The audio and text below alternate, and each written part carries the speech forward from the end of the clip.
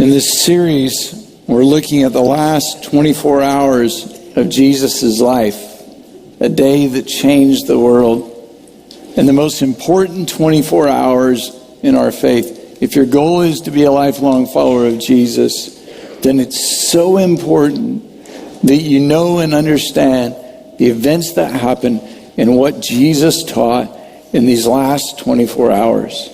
It all started with an event we call the Last Supper. It was Jesus' final night with his disciples before his arrest and crucifixion, an emotionally charged, action-packed, tension-filled evening. If you weren't here last week, go back and listen online to part one of the story. Jesus humbled himself and washed the feet of his disciples in a beautiful demonstration in the importance of serving others. When you selflessly serve others, you follow the example of Jesus. And we should never become so important that we're no longer willing to serve. After washing their feet, Jesus served the disciples what we call communion. And now I want to switch to Matthew 26 and pick up the story. Matthew 26, verse 20. When evening came, Jesus was reclining at the table with the 12. Now we read reclining at the table and we don't really understand that because we have a kitchen table that sits up about this high and we have kitchen chairs and we sit on those chairs. Or you think of this, the Last Supper, as a banquet where they're all at a long table like a head table at banquet. Jesus might even have a little lectern that he can speak from.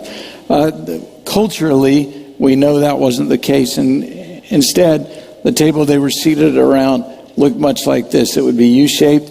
It would be low to the floor. And when you read reclining around the table, that's because they would sit down with their legs stretched out, relaxing as they ate. It was not like we do. Fast food hadn't been invented, so it wasn't a race to see how fast you could eat. Instead, it was a warm, intimate gathering of close friends. They reclined around a table. They were close to each other. They were sharing conversation and sharing food. And while they were eating, this setting, Jesus dropped a bomb. He knew what was coming. Jesus knew what was going to happen next. Only one of the disciples had a clue. And Jesus said, I tell you the truth, one of you is going to betray me. One of you is going to hand me over to the people who want to kill me. And you can imagine it being incredibly quiet around the table as everybody put their food down and thought about what Jesus had just said. And then one at a time, they went around the table. They were very sad. And they began to say to him one after the other, surely not I, Lord. Picture them sitting around the table right after Jesus told them one of them was a traitor. They couldn't believe it. And so they just go around the table. And one guy saying, Jesus, not me. I wouldn't betray you. Not now, not ever. There's no way it's me, Jesus. I promise, Jesus, I will never walk away. I will never let you down. They'd go to the next and he'd say the same thing. Not me. How could it be? And Jesus replied, the one who has dipped his hand into the bowl with me will betray me. In other words, guys, it's absolutely one of you. One of us who eats together every day will betray me. Then Jesus said, the Son of Man, which is a title Jesus used to refer to himself, the Son of Man will go just as it's written about him. But woe to the man who betrays the Son of Man. It would be better for him if he'd not been born. And you can picture one of the disciples slamming his hand on the table and say, not only would it be better if he hadn't been born, but we're going to let him experience what that would be like right now. We're going to take care of him. They were angry. They're angry at the thought of one of them betraying Jesus, and not just betraying Jesus, but also betraying all of them. And then Judas, the one who would betray him, said, surely not I, Rabbi. Now, I don't know why Judas asked that question, because by now he should know you're not going to fake out Jesus. And Jesus answered, yes, it's you. And the different Gospels give different details of the actual betrayal. But after Jesus identified Judas as his betrayer, Judas left on his mission to betray. The disciples were rocked. The room was filled with emotion, shock, anger, outrage, rage, hurt. The disciples didn't know what to say. The disciples didn't know what to do. These guys had been together for 3 years. Jesus had led them and taught them and prepared them to lead. The disciples had seen people healed. They'd seen blind eyes open. They'd seen dead people come back to life. They'd heard revolutionary teaching. They had no doubt that Jesus was who he said he was, the Son of God. In spite of opposition, the word about Jesus had spread. Over the course of 3 years, the disciples had become as close as brothers. And after all they'd been through, how could one of them betray Jesus? Their time together was coming to an end. Difficult times, deep sadness were just ahead. Can you imagine the emotion in that room? The sting of being betrayed by a close friend, and the agony of realizing that one of them, well, they're out together, had been plotting against Jesus. The knowledge that difficult times were about to begin, that they were going to face more pressure and more hardship than ever before. One season was closing, and a new, difficult, trying season was beginning. Jesus was a master teacher. He used stories and questions and illustrations to make things easier to understand. And in this case, Jesus spoke directly to the fear and to the anxiety. One of the most amazing teachings of Jesus in the entire Bible. It's difficult to choose which words to start with, so I'm going to start where Jesus started. And if you're in a place of uncertainty, if you're in a place of doubt or fear, if you're at a spot where you never imagined you in this position, you don't know how you got here, you don't know how you're going to get out of here, you don't have any clue what's next, I want you to listen close. Because the words of Jesus will bring strength and peace and comfort and hope and a new path. Jesus' first words of comfort were, don't let your hearts be troubled. Trust in God. Trust also in me. In my Father's house are many rooms. If it were not so, I would have told you. I am going there to prepare a place for you. And if I go and prepare a place for you, I will come back, and when I come back, I will take you with me so that you may be where I am. Those words have brought peace and comfort to followers of Jesus ever since. Jesus said, guys, it's going to be okay. Trust me.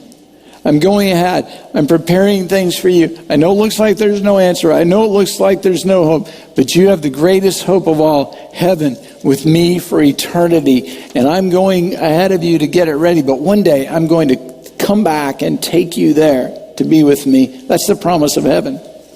That's the point. The reason why God sent his one and only Son to earth was so that he could establish a relationship with us and save us from an eternity in hell, and instead provide us a way to spend eternity in heaven with him. And so our life approach is different than people who don't know Jesus, because they don't have hope after this life. Their complete focus is on, how do I change this situation? How do I get out of this? How do I make my life better? How do I improve my situation? Because you have Jesus, you have hope beyond this life. You have eternal hope. You have a promise from Jesus that one day he's coming back and he will take you to be with him forever in heaven. And we used to get more excited about heaven. I remember growing up in church, we sang a lot of heaven songs. Maybe you'll remember some of these. Oh,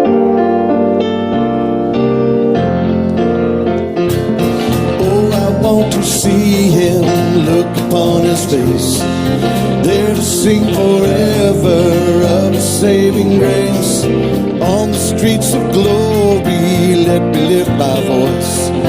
Cares are past, home at last, ever to rejoice. Oh, I want to see him, look upon his face, there to sing forever of his saving grace. On the streets of glory, let me lift my voice. Cares are past, home at last, ever to rejoice. Some glad morning when this life is o'er, I'll fly away to a home on God's celestial shore. I'll fly away, oh, I'll fly away, oh glory, I'll fly away in the morning when I die. Hallelujah, bye-bye, I'll fly away. Yes, I'll fly away, oh glory, I'll fly away in the morning when I die. Hallelujah, bye-bye, I'll fly away. Oh, when we all get to heaven, what a day of rejoicing that will be, when we all see Jesus. We'll sing and shout the victory. Oh, when we all get to heaven, what a day of rejoicing that will be, when we all see Jesus. We'll sing and shout the victory. We'll sing and shout the victory.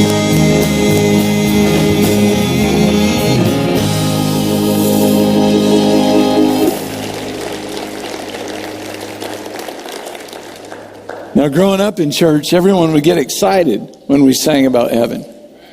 Still remember South Park Assembly in Waxahachie, Texas. Brother Miller, 80 years old, bald with glasses. When we'd start to sing, "Oh, I Want to See Him," he'd get out in the aisle. He'd start walking, getting excited. He'd start dancing. He would dance till his glasses fell off. Pastor's message wasn't going over very well. People were falling asleep. All he had to do was switch to talk about heaven for a few moments. People would start shouting and yelling and waving their hankies and excited about it. We're not as excited about heaven as we used to be. I'm afraid we've gotten a little too comfortable on earth. I've actually had people tell me, "Well, I don't want Jesus to come too soon because I still have some things I want to do." Really? I mean, Hawaii's going to be better than heaven? Although we don't talk about it enough, and we sure don't get as excited as we should, this is still our hope. One day we'll be in heaven. We can endure pressure and hardship and persecution and disease and stress and still be hope-filled, because our hope is not in this world. Our hope is the next world, in heaven. Even if living for Jesus offered no peace, no purpose, no strength for this life, it'd be worth it for the next life. Jesus said to the disciples, "Rest easy, guys, I'm going ahead, and I'll see you there." And then Jesus said, "You know the place to where I'm going."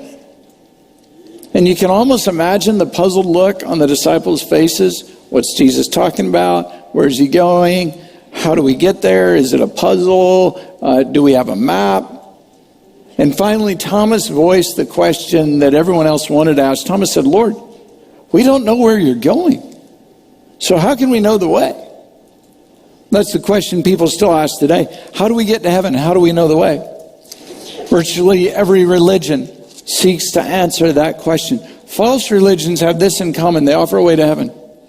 Isn't that interesting? They don't invent a new place. They don't deny heaven exists. They take the goal announced by Jesus and they try to design a new way to get there.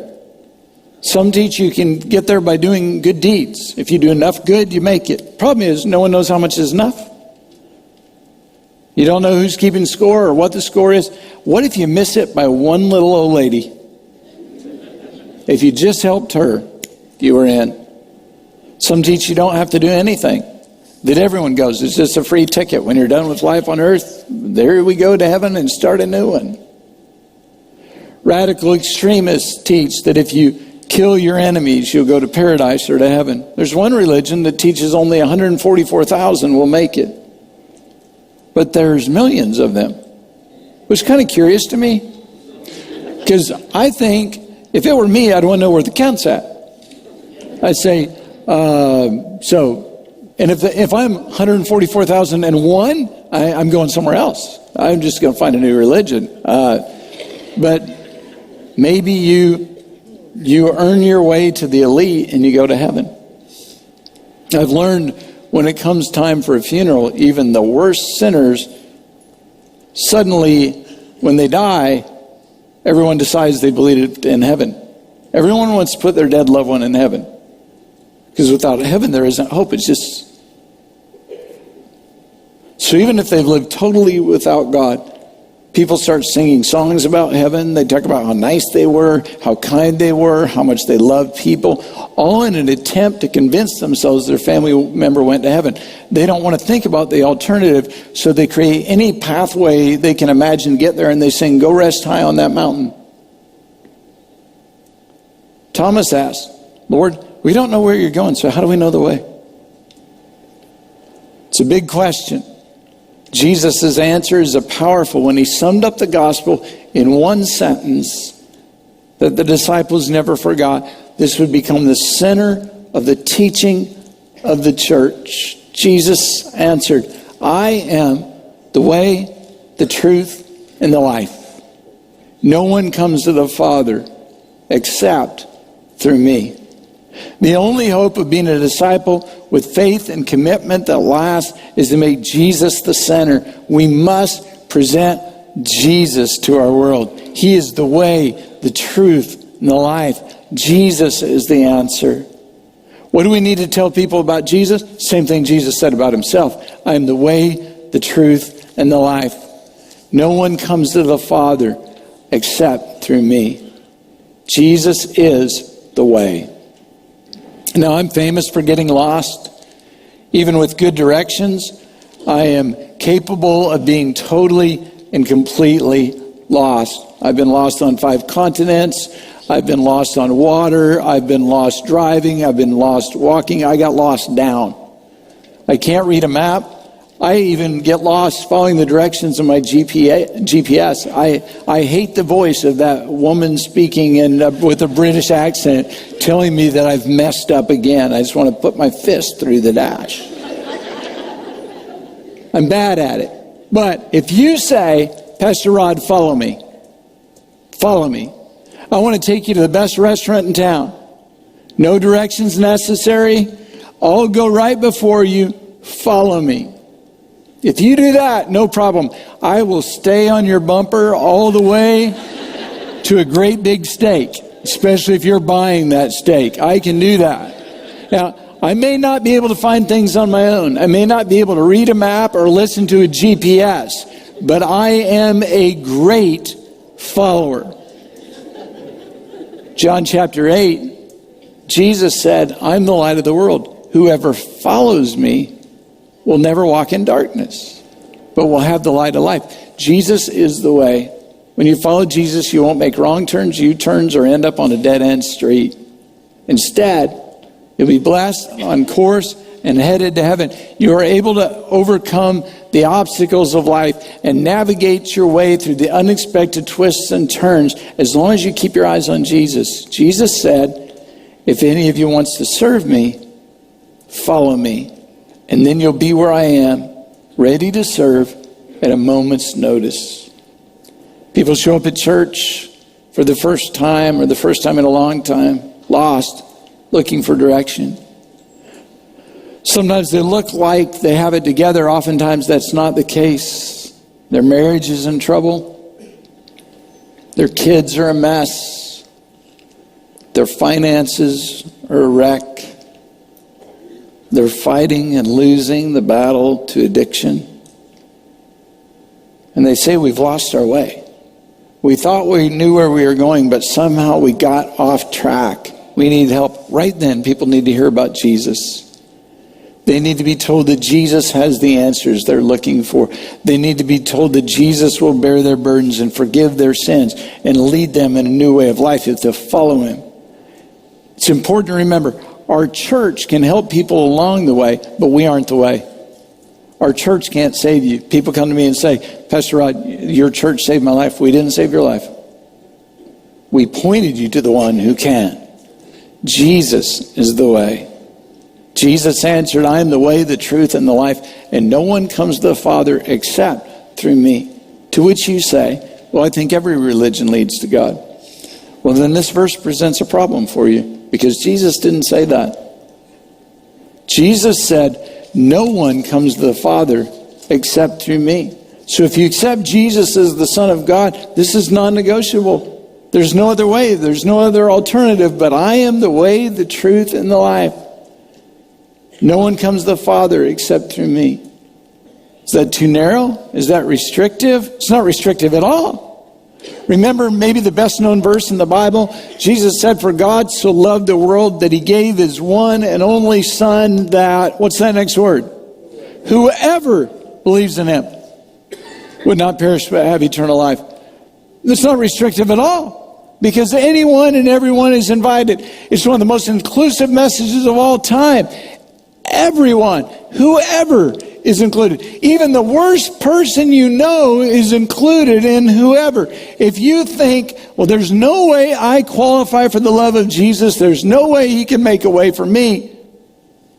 Whoever. You're a whoever. Jesus is the way. Secondly, people need to know Jesus is the truth. I wish I could tell you you'll never be lied to at church. That isn't true. In fact, lying is so common among religious people, we have a word for it, hypocrite. Lies told in church are painful. You can handle it when a mechanic tries to sell you work you don't need. You don't expect politicians to keep their promises. But if a pastor or a TV preacher preaches against sexual sin while involved in his own, it's devastating to people's faith. In a world full of lies, we are all searching for truth. Don't make the mistake of believing we are the truth.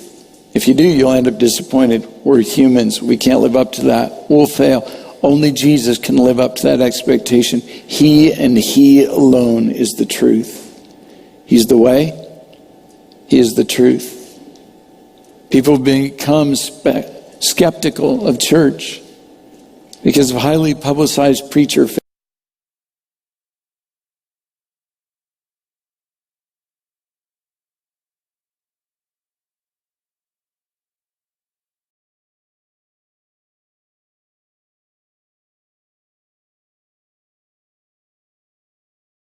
failures. The list is long. The lies were convincing. Some of you have walked away from church. Some of you have walked away from faith in God because men have disappointed. Men have let you down. People you thought were the truth were in fact a lie. But you can rely on Jesus. What he said will never change. His words always were and always will be true. He is the way and he is the truth. Jesus said, I'm the way, the truth, and the life. No one comes to the Father except through me. Jesus is the life. Have you heard the old saying, life begins at 40? Anybody heard that? It's a lie from the pits of hell. I've been there. I can tell you life doesn't begin at 40, pain begins at 40. Students think life begins when you get your driver's license or when you're allowed to date. Some of you think life begins when you get married. Others of you think life begins if you're no longer married. But life really begins when you discover that Jesus is the way and Jesus is the truth. See, there's significance in the order of these words. This is not accidental. Way, truth, life. Jesus listed life last because you don't get it until you first start following the way and believing the truth. And the life Jesus spoke about is the result of steadfastly following the way and sincerely believing the truth. So if a person doesn't know the way and doesn't believe the truth, he's not really living, he's just existing. You see it every day, people who have no life. They exist, they have bills and jobs and kids and schedules and problems and stress, but no life, no energy, no passion. Without Jesus, they will never really have life. Week after week, people who are burned out, stressed out, and worn out walk in the doors of church or watch online. The last thing they need is just to be told another box they need to check, one more thing to do. Instead, they need to be introduced to Jesus. He's the way, the truth, and he's the life you've been looking for. If you're searching for truth, if you're searching for answers, if you're searching for direction, Jesus said, I'm it. I'm it. I'm the way. I'm the truth. I'm the life. No one comes to the Father except through me. Would you bow your heads with me? And today I want to pray for you if you've lost your way. Maybe at one point you were following Jesus and now that's far in your past. You took your eyes off him and you quit following him, and suddenly life is not what you expected it to be. You never imagined you would be in this situation. You never imagined that you would be at this dead end. Maybe you never made the decision to follow Jesus. You've been charting your own path. You've just been finding the way any way you could, and it just hasn't worked out. It never will. Because when you're trying to find the way on your own, you're like me reading a map. You're lost.